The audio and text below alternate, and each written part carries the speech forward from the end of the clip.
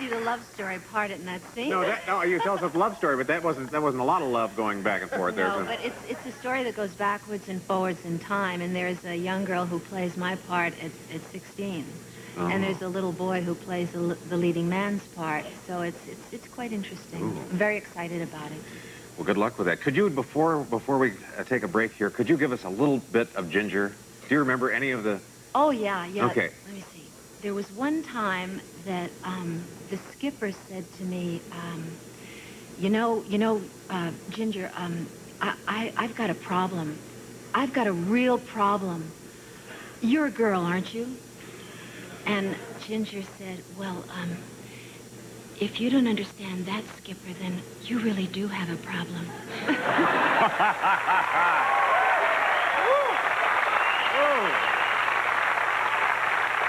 Well, thank you, Tina. You know, two more people who are on that ill-fated 3-hour cruise are with us. The Professor and Marianne. Would you please say hello to Don Wells and Russell Johnson?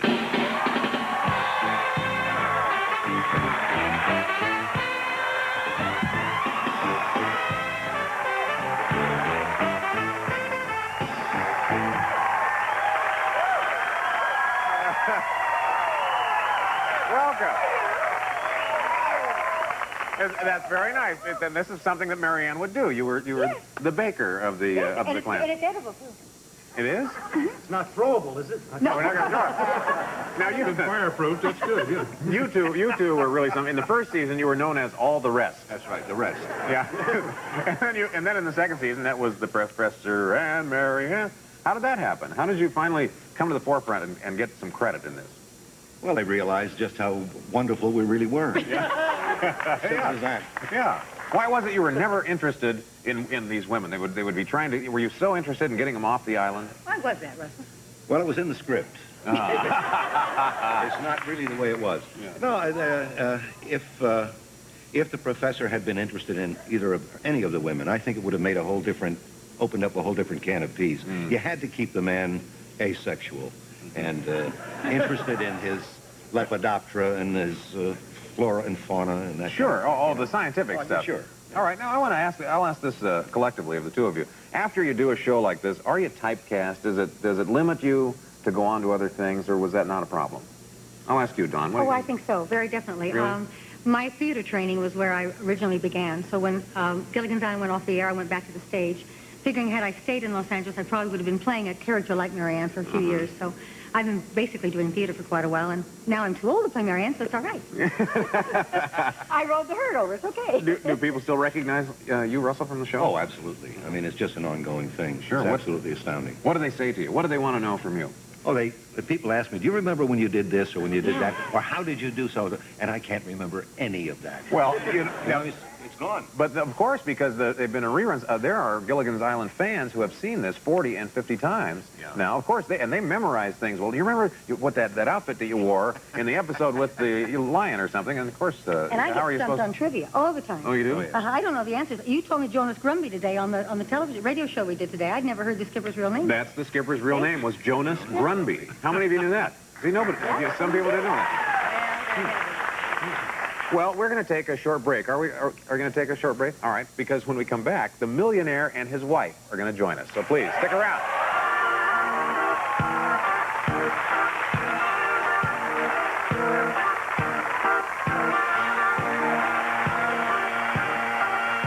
So this is our Gilligan's Island reunion, and our next guest, you will know from a couple of careers. If you don't know him as Thurston Howell III, you will know his voice as Mr. Magoo. And with him is the woman who played his wife, Lovey. Please welcome Jim Backus and Natalie Schaefer.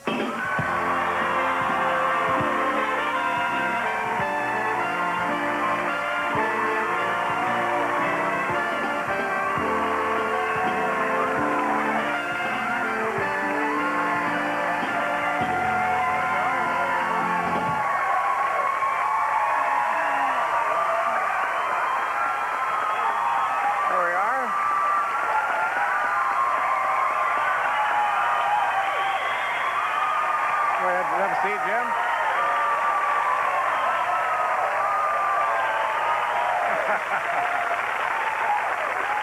This fun?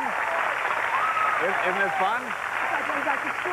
Yeah, it is like going back to school. This is ridiculous. Yeah, now, Jim, look at this. Jim has got lipstick all over him. You can't see it. Oh, he always had. Oh, did he always? Well, it's good to see you. Nice to be here. Now, what was surprised me... I agree with this is ridiculous. What surprised me most about you, Natalie, is when we were talking backstage, you have a genuine, rich accent.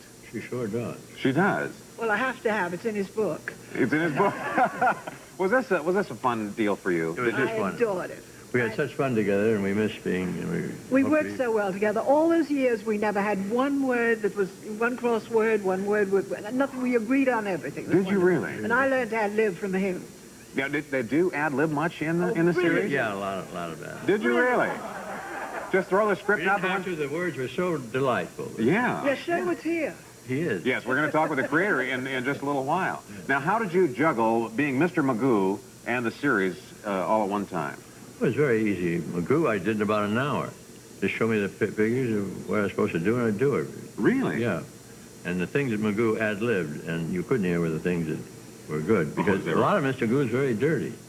Oh. I never thought to censor a cartoon. I said, oh, by George. I'm sorry, I missed I like to mind by George. I'm curious how much money the Howells took on this 3-hour cruise, because you were trying to pay off everybody. Throughout that entire series, they had $100,000 for every cast member once, and $50,000 if Gilligan would carry something for you. And there were some things. These are things a Howell doesn't do. Howell never does any work requiring manual labor. Of course not. No. See, Howell is always first. First, last, and always. First, last, and always. A Howell is a servant to no man. Oh, God, say it again.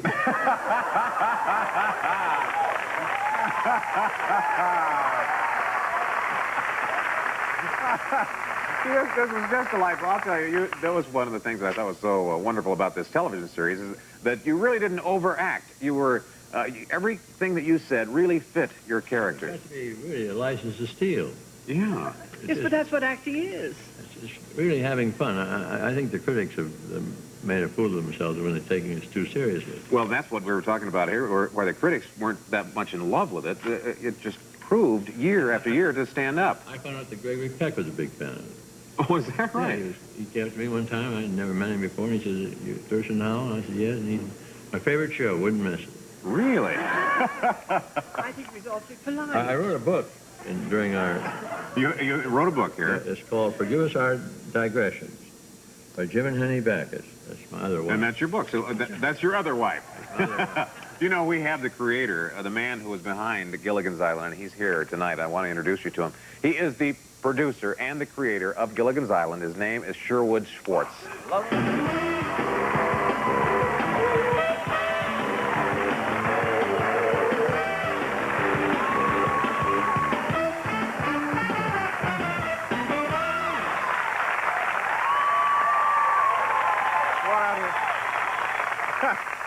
Sherwood, I'll tell you, everybody out here is just, they have glowing reviews about you. They all love Well, you. they're sensible people. Well, He's the Mary Poppins of Gilligan's Island. Ladies and gentlemen, what do you think of this cast, though? well, of course.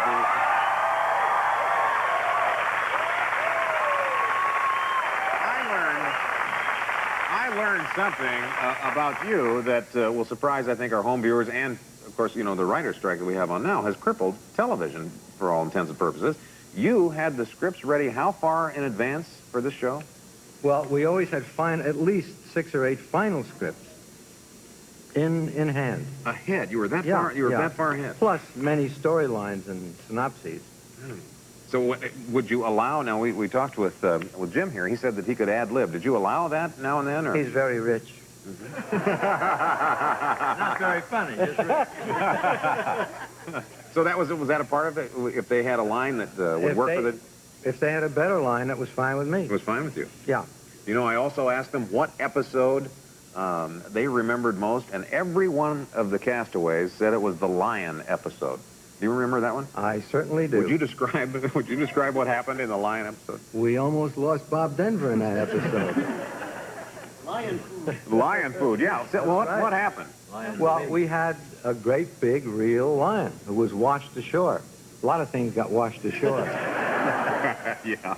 And this lion was washed ashore, and Bob was terrified and hid in a hut and packed everything in the hut against the door so the lion couldn't get in. Sure.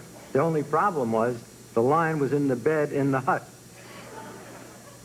So then when he went to sit on the bed, he reaches back and begins to feel this furry something and takes a look and leaps off the bed. You cannot leap when there's a lion around. Oh, no, of course not. They don't like it. When you move quickly, When you move Oh, I quickly, see. lions don't like it. And he leaped for Bob. And except for the fact that the bed was not secured, it was movable. Oh, I see. And the lion lost his purchase in that move and leaped for Bob and missed by about 2 or 3 feet, or he'd have landed right on him. Oh, my. An angry lion leaping leaping from Bob. And I said, Bob, that's right. Yeah. I said, Bob, are you okay? He says, yeah, let's do it again. That's exactly what he said. Really? Well, there's a paycheck hanging in the balance. That's why. Oh, I wouldn't want to think that's... Yeah. Do we have a clip from that? Oh, let's take a look. Here's what you saw, folks. Mrs. Howell?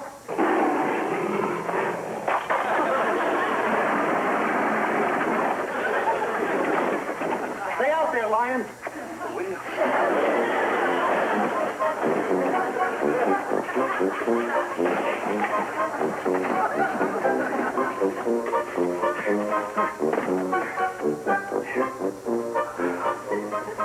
Get through there. She's gonna have to find me. Okay.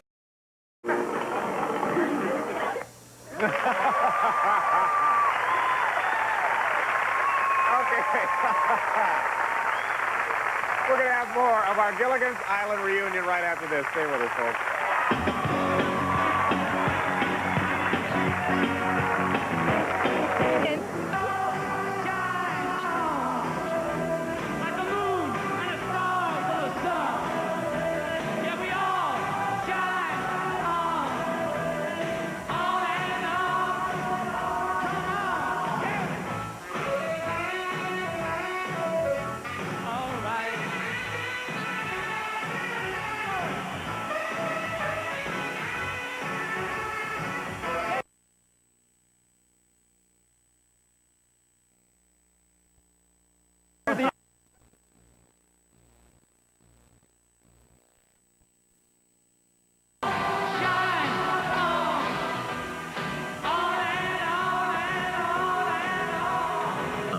Oh, the It's gotten bigger over there.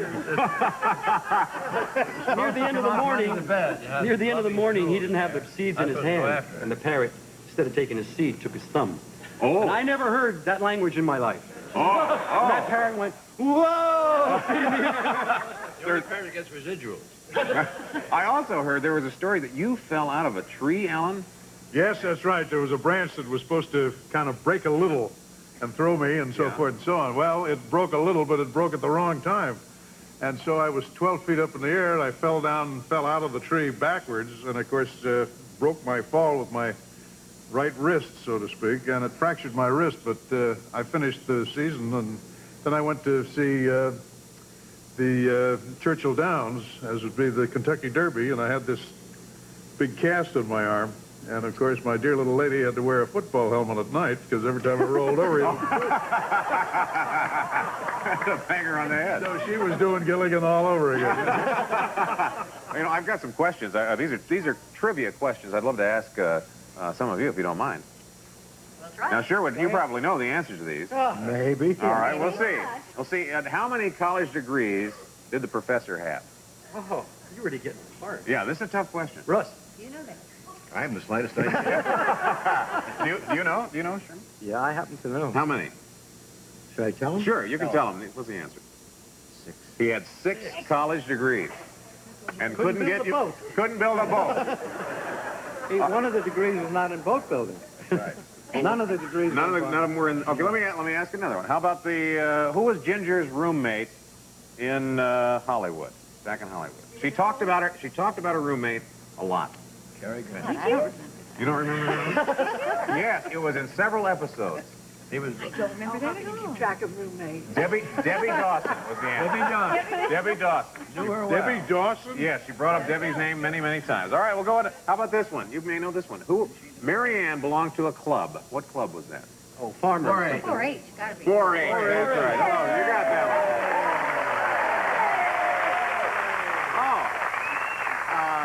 Oh, I'll put Bob on the spot then. You had a pet back home, and it was a turtle. Do you remember the turtle's name? Walter. No, it was Herman. Herman. Wow, you're 2 for 2. That's very good. Now this one I think is too hard. Unless maybe you know this one. Lovey, what was the perfume that you used? Yeah, that's really tough. I never used anything but tea rose. Tea rose. It may have been, but you also used one called Gold Dust. Oh, well, of course, I had to use that.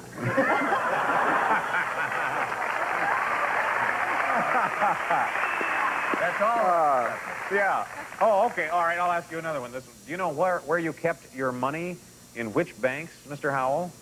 This is Chase National and Fort Knox. This is really funny. He kept it in the first, second, and third national banks. I like that one. How many blankets were on board the Minnow? Do you remember, Alan? Well, we had a blanket policy. We had... Do you remember this? Gee, I don't know what, 5 blankets. Missed by one. 4. There were 4 blankets, and they did everything with 4 blankets.